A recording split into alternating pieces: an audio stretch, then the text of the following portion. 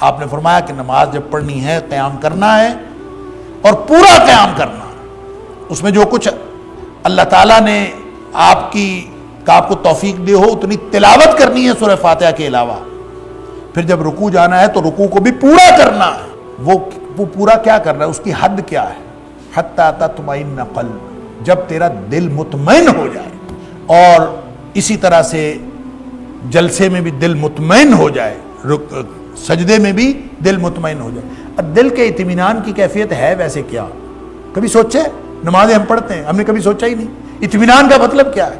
وہ اطمینان کی کیفیت کون سی ہے جو ہم نے حاصل کر لی ہے کہ نہیں کر لی؟ کبھی ہم نے سوچا؟ اللہ اکبر. پھر بھی ہم سمجھتے ہیں ہماری نمازیں ضائع نہیں ہو رہی. وہ جو اطمینان کی کیفیت ہے، اطمینان ایک قلب کی کیفیت ہے. دل میں ایک اطمینان ہوتا ہے کہ میں جس مقصد کے لیے رکوع میں گیا تھا وہ مقصد پورا ہو گیا، جس مقصد کے لیے سجدے میں گیا تھا وہ مقصد پورا ہو گیا، جس مقصد کے لیے میں کھڑا تھا وہ مقصد پورا ہو گیا. اور وہ مقصد کیا ہے؟ اللہ سے گفتگو. اگر سبحان ربی العظیم 3 دفعہ کہنے سے آپ کو یہ اطمینان ہو جاتا ہے کہ ہاں میری اللہ سے گفتگو ہو گئی ہے، ہاں میں نے اللہ کی یہ صفت بیان کر کے اللہ تک یہ فرشتوں نے اللہ تک میری یہ بات پہنچا دی ہے، میرا اللہ مجھے دیکھ رہا ہے. اگر یہ کیفیت واقعتاً ہو جاتی ہے دل کی تو آپ 3 دفعہ سبحان ربی العظیم کہہ کے آپ اگر سر اٹھا لیتے ہیں تو آپ کا رکوع پورا ہے.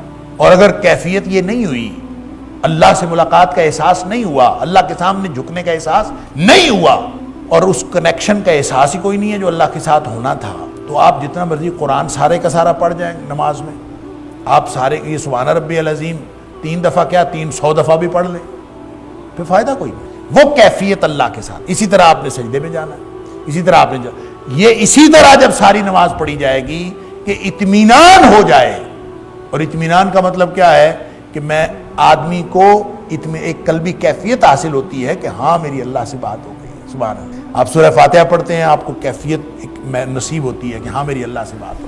آپ الحمدللہ رب العالمین کہتے ہیں تو آگے سے آواز آتی ہے، حامدنی عبدی، میرے بندے نے میری تعریف بیان کی. سبحان اللہ سبحان اللہ.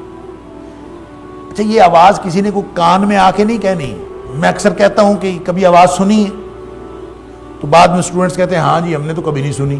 تو یہ آواز سننے کا مطلب یہ نہیں ہے کہ کوئی کان میں آ کے بات کرے گا. آواز سننے کا مطلب یہ ہے کہ قلبی کیفیت محسوس کرے کہ میں نے اپنے اللہ سے ایک بات کی تھی، میرے اللہ نے اس کا جواب دے دیا. سبحان اللہ. یہ ہے وہ اطمینان جس کو نبی کریم صلی اللہ علیہ وسلم نے اطمینان فرمایا.